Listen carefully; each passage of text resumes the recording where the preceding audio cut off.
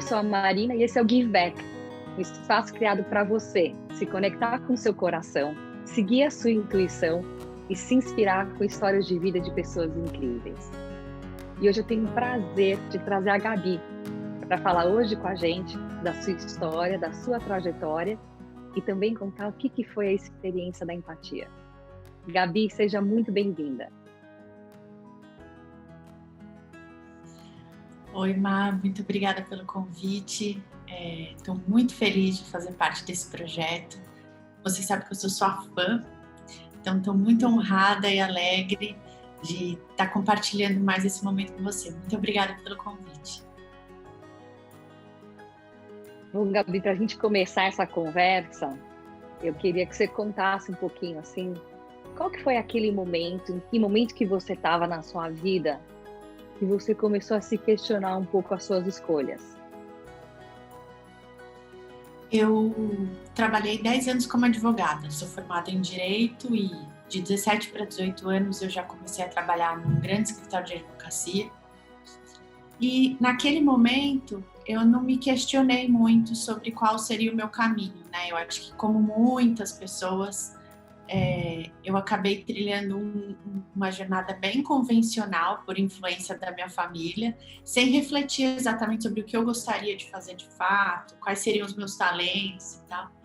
Então, depois de cursar Direito, eu já entrei direto nesse escritório, sem saber muito o que significava esse universo.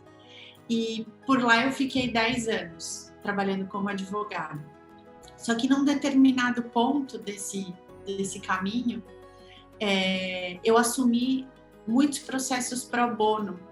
Para quem nunca ouviu o termo, pro bono é quando a gente advoga gratuitamente para organizações ou pessoas que não poderiam arcar com o valor dos honorários dos advogados, né? E aí, assumindo esses processos pro bono, eu passei a visitar as organizações que recebiam esse serviço gratuitamente. E essas organizações, por óbvio, estavam localizadas em territórios muito periféricos de São Paulo. Eu passei a visitá-las, a conhecê-las, e isso abriu completamente a minha visão, o meu coração, e começou a me trazer perspectivas completamente diferentes daquelas que eu estava acostumada. E até acho legal pontuar aqui que eu venho de uma família de classe média que sempre teve um envolvimento voluntário em atividades comunitárias muito forte, a maioria delas vinculada à Igreja Católica, mas ainda assim a gente ia para dentro das periferias, entregar a cesta básica, levar a palavra, né? E que era um dos trabalhos dos Vicentinos, que é a Associação São Vicente de Paulo, que oferece esse trabalho espiritual e assistencial para as pessoas em vulnerabilidade. Então eu acompanhava os meus pais nessas atividades, não era completamente desconhecido para mim, mas retomar essas visitas às regiões em situação de vulnerabilidade, já uma jovem adulta, foi uma experiência completamente diferente, né?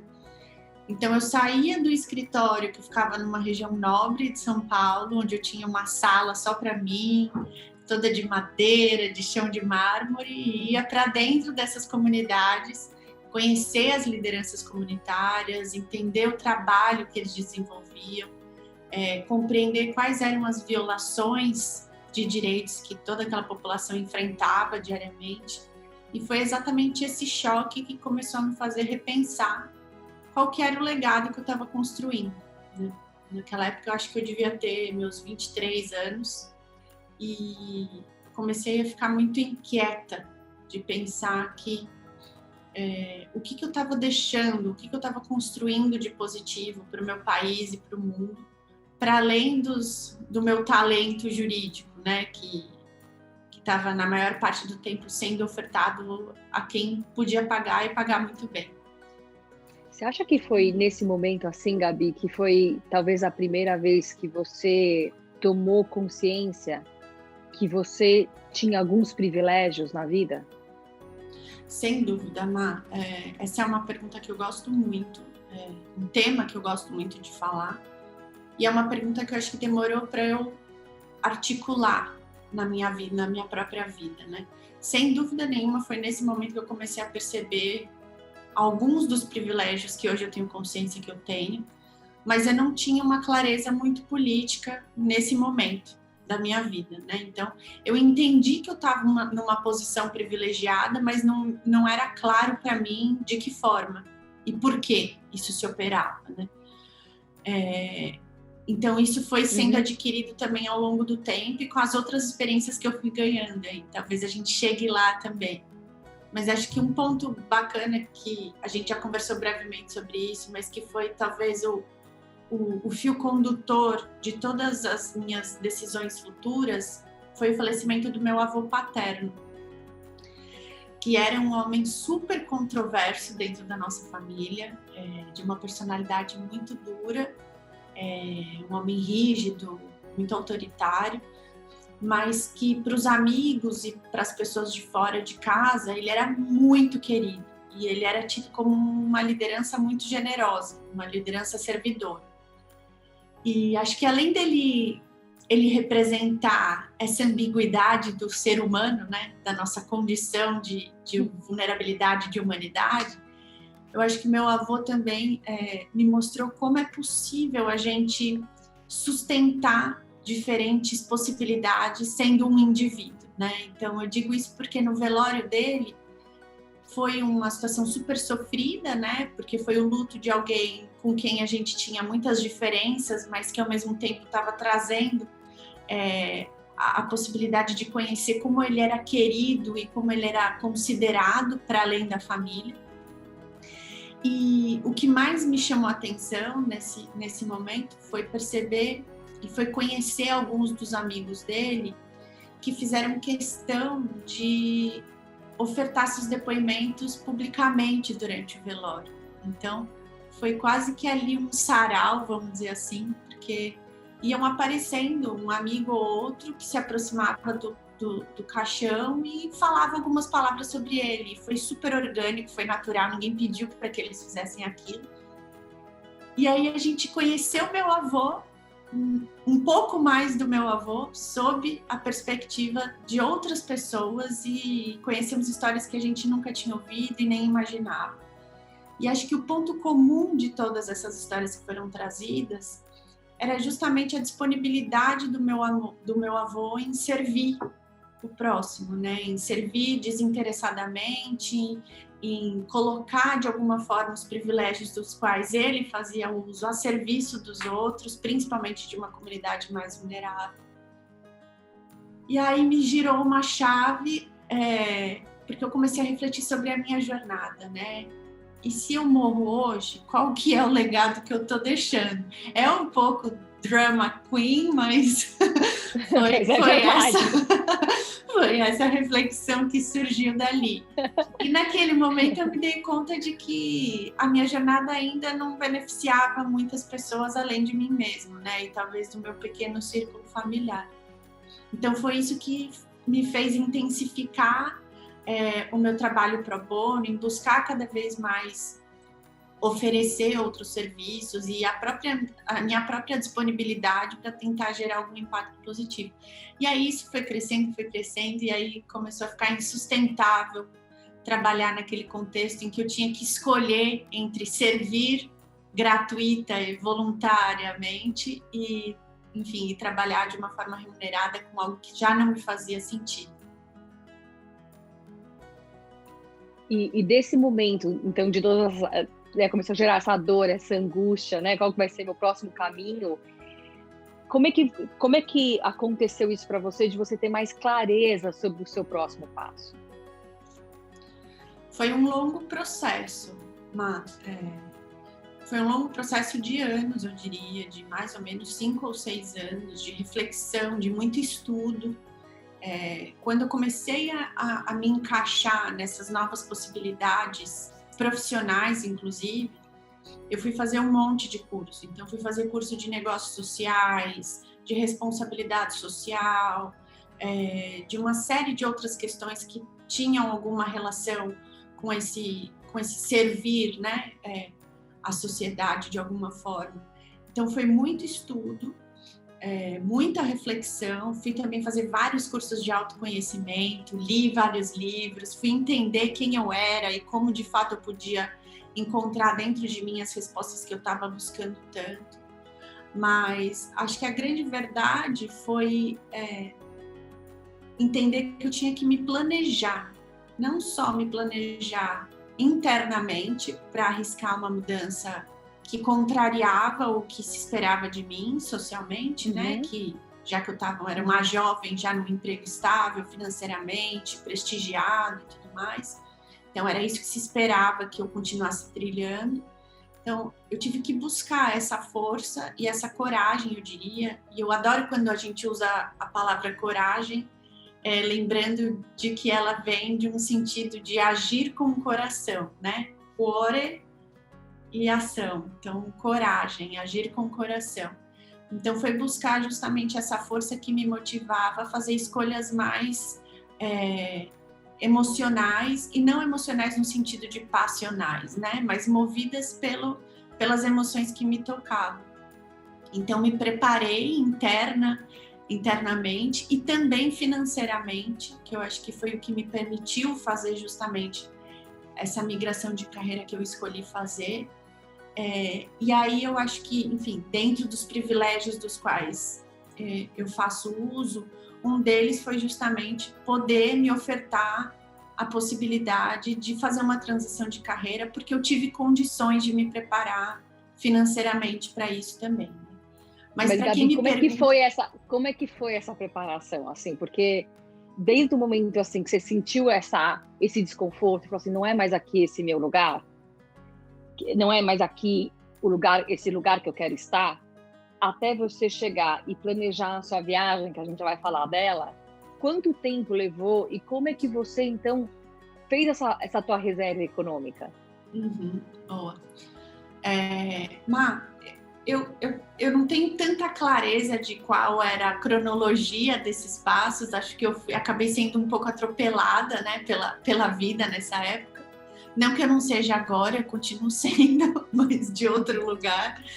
Mas o que fica claro para mim daquela época primeiro tentei transformar a minha posição ou a forma como eu trabalhava dentro do contexto em que eu estava inserida, né? Então, a primeira coisa que eu fiz foi propor, dentro do escritório que eu estava, que eu cuidasse, que eu fosse advogada responsável por liderar essas questões mais relacionadas ao impacto social. Então, esse foi o primeiro passo, né? Entender que eu estava bem ali, eu gostava dali, eu podia criar um processo de transformação já naquele contexto. E eu tentei por alguns anos isso, que deu certo pelo período necessário, né, para o meu aprendizado. Mas quando eu entendi que já não me supria naquilo que eu esperava, continuar naquele espaço, eu entendi que eu precisava ir para outro, queria mais, né? Então, foi no querer mais que eu comecei a repensar, de fato, como seria empreender uma mudança de carreira. Então, quando eu digo que eu me preparei financeiramente, eu confesso que eu nunca fui uma pessoa muito organizada ou preparada em termos financeiros. Eu nunca tive essa habilidade de lidar com números, eu nunca tive uma clareza de planejamento estratégico, vamos dizer assim, né? Eu sou uma pessoa super de humanas e parece clichê, mas eu ainda tenho dificuldades com a tabuada, pessoal. Mas a verdade é que foi um pouco intuitivo, mas como eu já, naquela época, desde que comecei a trabalhar, eu tinha uma parte do meu salário que ele era direcionado para contribuir com as despesas da minha casa, porque eu morava com a minha mãe e com a minha irmã naquela época. Então, isso era a minha maior preocupação, né? Eu tinha clareza de que eu não, independentemente da escolha que eu fizesse, eu tinha que ter uma reserva que pudesse suportar, eventualmente, essas despesas que eu ainda tinha responsabilidade sobre. Mas foi um processo muito intuitivo. E, na verdade, eu só fui encorajada, de fato, a tomar essa decisão quando, num curso de negócios sociais, eu conheci uma pessoa, que hoje é meu marido, que também vivenciava as mesmas questões e tinha as mesmas reflexões. Na época, trabalhava com marketing numa grande multinacional. e ele é ótimo com números e planilhas, então ele é o meu complemento nisso. Então, juntos a gente acabou se encorajando a tomar essa decisão de os dois se desligarem dos seus trabalhos e empreenderem essa mudança de carreira. Então, a gente se ajudava não só com as reflexões pessoais necessárias para fazer essa mudança, mas também com esse planejamento financeiro de como a gente daria esse próximo passo com alguma segurança. Então, agora conta pra gente, assim, essa experiência da empatia. Quanto tempo demorou para você planejar e o que foi essa experiência? A experiência de empatia foi o primeiro projeto que a gente liderou assim que a gente se desligou dos nossos trabalhos convencionais, eu diria assim. Então, eu conheci o Felipe, que hoje é meu marido e também é meu sócio no Instituto, em 2013, em maio de 2013. Em junho de 2013, a gente entendeu, 2 meses apenas, vejam só como o universo se encarrega de, às vezes, dar uma acelerada nos nossos processos, quando a gente está, de fato, entregue a eles, né? Em 2 meses, a gente começou a namorar e a gente entendeu que, sim, seria importante a gente tomar uma decisão com relação às nossas carreiras, porque isso estava consumindo muito da nossa energia. A gente estava adoecendo, literalmente, eu especialmente. E a gente entendeu que, sim, a gente queria trabalhar com impacto social, a gente queria servir, principalmente o nosso país, com os privilégios que a gente estava começando a reconhecer que tinha, né? Só que, mesmo a gente sendo muito raso politicamente naquela época, a gente já tinha consciência de que não dava para a gente fazer uma escolha sem antes saber exatamente como é que a gente ia servir da melhor forma que a gente poderia.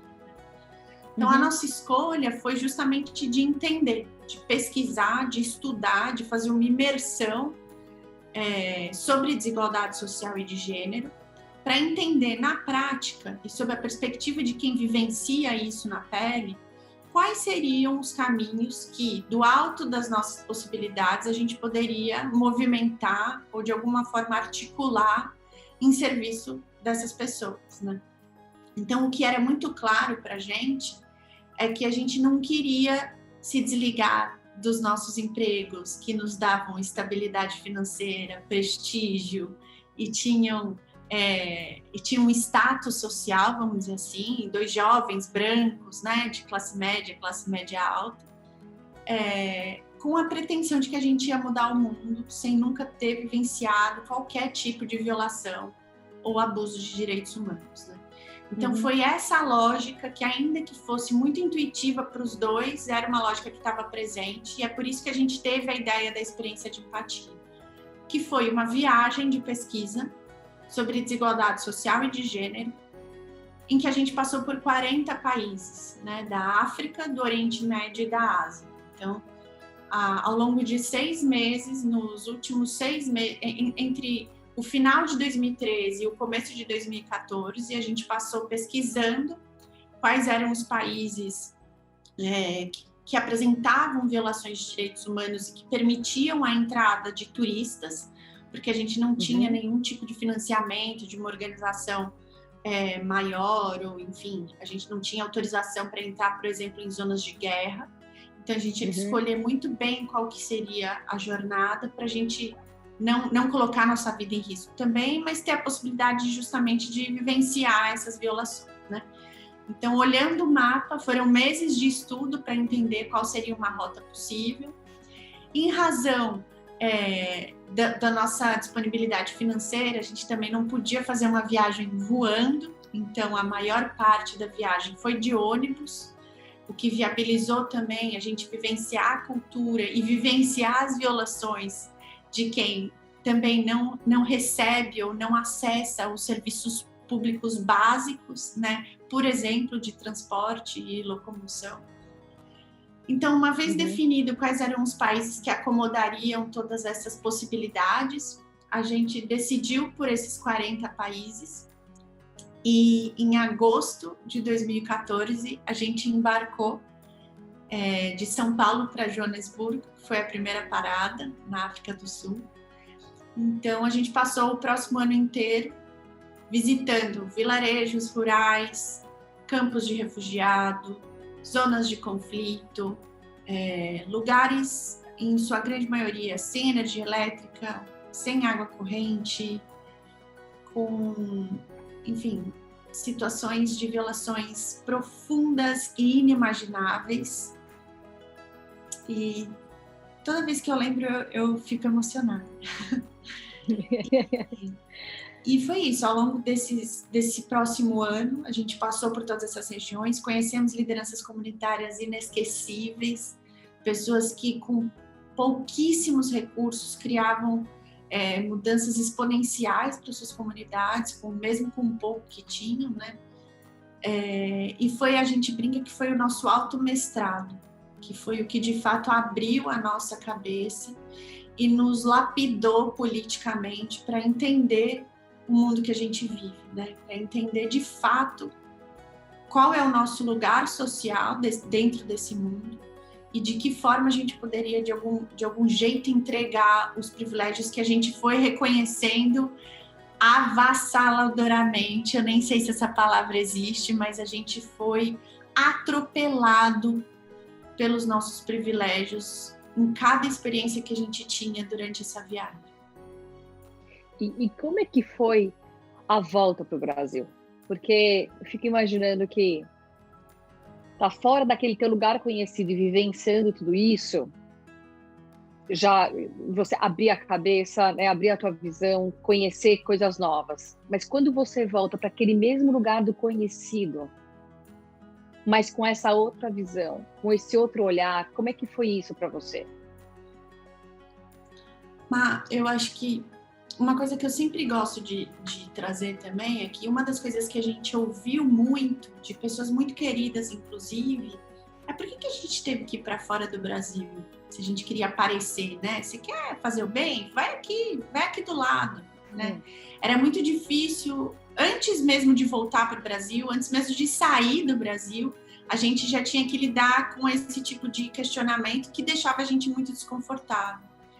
E a grande resposta para isso é que, ponto 1, existia na nossa cabeça, desde então, essa percepção de que as violações e os abusos de direitos humanos, eles acontecem em qualquer contexto, em qualquer território, né? E isso não quer dizer que um é mais ou menos importante. O fato de eu ser brasileira não me impede de conhecer as dores de outros territórios, né? Talvez me coloque numa posição de servir com mais facilidade no contexto em que eu estou inserida, mas não me priva de conhecer e de atuar por outros contextos também. Então, acho que essa era a primeira pergunta que nos faziam muito, nos deixavam muito desconfortáveis. E a bem da verdade é que essa escolha foi feita justamente porque a gente conhecia já um pouco da realidade brasileira, primeiro por sermos brasileiros e segundo por os dois já terem uma atuação voluntária em uma série de comunidades do estado e de outros contextos também do Brasil. Mas a gente queria experimentar uma completa ausência de segurança emocional, cultural, linguística, né? Porque é isso que vivenciam uma série das pessoas que enfrentam as violações, né? Então, em contextos longe de casa, fora da sua zona de conforto, sem falar a língua que essas pessoas falam, sem compreender exatamente como a cultura se opera, era nesse contexto que a gente queria viver, né? Para a gente se conhecer e expandir a nossa percepção sobre os outros. Então, você pode imaginar que foi uma aventura profunda, né? Uma descoberta pessoal muito dolorida, eu diria. E a volta para o Brasil foi ainda mais dolorida, porque eu acho que quem teve a oportunidade de vivenciar situações como que a gente vivenciou, conhecer histórias, conhecer o bom e o pior que o ser humano tem para entregar, né? Em diferentes contextos, a gente sente, e isso está presente até hoje, que se abriu uma ferida bem profunda em nós dois, né? Que é a ferida de justamente conhecer o mundo talvez como ele é, para além da nossa bolha de privilégios. Uhum. Então, as nossas perspectivas mudaram completamente, a nossa forma de consumo, o nosso estilo de vida, as nossas opiniões políticas, a nossa forma de atuar socialmente, a nossa forma de se relacionar socialmente. E, por óbvio, a gente não se encaixava mais nos mesmos grupos que a gente fazia parte antes, né? Então, foram muitos os amigos que acabaram se afastando, foram alguns dos familiares que ainda hoje não compreendem a nossa escolha, mas que respeitam na medida do possível, né? Uhum. Então, foi uma reinvenção das nossas relações. Que às vezes ainda gera um pouco de desconforto, mas que trouxe em contrapartida benefícios de uma vida muito mais significativa, na minha opinião. E Gabi, e aí, como fruto dessa viagem, eu acho que teve dois, né? O nascimento do Think Twice Brasil e depois o nascimento do Francisco. E eu queria que você falasse um pouquinho, então, da tua atuação no Think Twice. Legal. O que você se propõe, né? Desculpa. O Instituto Think Twice Brasil, ele nasce no retorno dessa viagem da experiência de empatia. Então, ele já existia como um guarda-chuva que acomodava essa experiência, mas ele passa a ser constituído legalmente assim que a gente retorna para o Brasil, que foi em 2015. E desde então, a gente lapidou a nossa missão, que antes era muito obscura, diante de todas as dores que nos tocavam, a gente não sabia exatamente para onde a gente corria, né? Isso é uma coisa legal de falar também para quem tem essa vontade de encontrar o seu propósito. Às vezes ele não é único e às vezes ele não chega numa caixa, né? Ele pode ser mutante de acordo com a nossa fase de vida e ele vai se encaixando depois de muito estudo e muita reflexão, que foi o que aconteceu com a gente com o Instituto. Então, o Instituto hoje, ele é uma organização sem fins lucrativos que acredita na promoção da educação dos direitos humanos, da cultura de paz e do engajamento cívico como ferramentas de transformação social. Então, a gente atua em dois pilares, que é a educação e consultoria.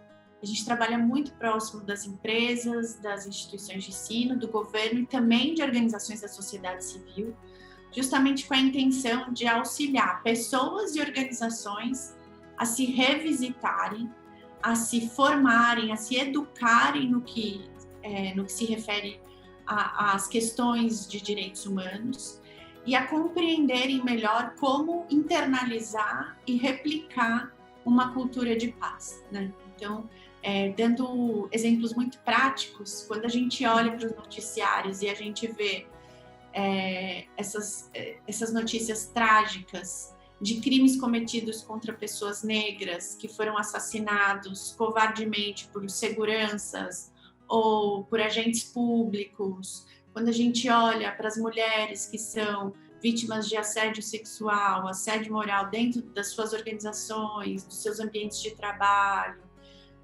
ou até mesmo quando a gente olha para as questões muito mais sutis, né, de como o racismo atravessa a nossa existência e como ele se manifesta de maneira muito silenciosa na cultura em que a gente está inserido, a gente entende que é justamente jogando consciência sobre esses temas que a gente começa a se perceber responsável por transformá-los positivamente, né?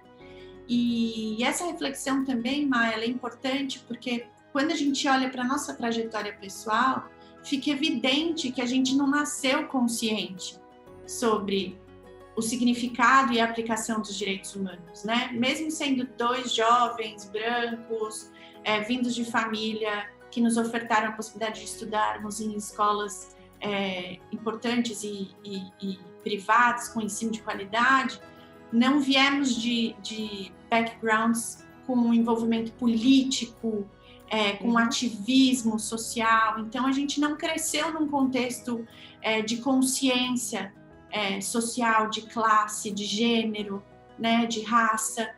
Então, eu acho que a gente representa um extrato significativo da sociedade, que são pessoas que, ainda que tenham acessado oportunidades importantes, elas ainda têm carência, têm falta de uma educação e de uma formação cívica profunda, né? De fato, reconhecer o outro, reconhecer como as estruturas sociais são criadas e como elas se sustentam a partir de relações de opressão, de relações de violência, de desigualdade. Então, o nosso propósito é justamente esse, né? Auxiliar as pessoas a revisitarem os seus papéis sociais, mas também a se reconhecerem como indivíduos mais responsáveis pelas transformações que a gente deseja alcançar. Esse é seu maior sonho hoje para o Instituto, Gabi? É influenciar a educação e trazer essa formação cidadã, assim, Sim. Acessível para todos? Esse que você...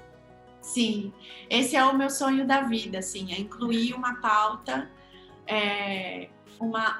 o tema dos direitos humanos e cultura de paz como parte do currículo oficial de todas as escolas públicas e privadas do Brasil, né? E quem sabe da América Latina, porque eu penso grande.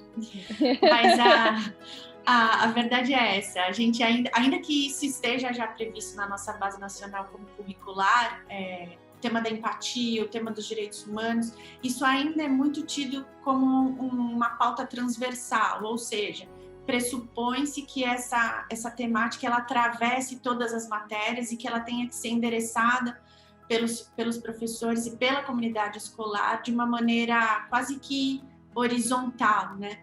E a gente advoga por isso, obviamente, a gente vê direitos humanos em absolutamente tudo, a gente acredita que é uma lente para se enxergar o mundo, mas a gente também advoga por uma matéria específica no currículo, porque a gente acha que aprender direitos humanos e cultura de paz é a ferramenta para a gente fomentar mais engajamento cívico, mais consciência sobre as questões estruturais que precisam ser alteradas, e a gente acha isso tão importante quanto aprender matemática e português, né? Uma sociedade que sabe fazer conta, mas que não sabe enxergar a si mesmo e o outro, não leva a gente muito longe, só perpetua as desigualdades que a gente está acostumado.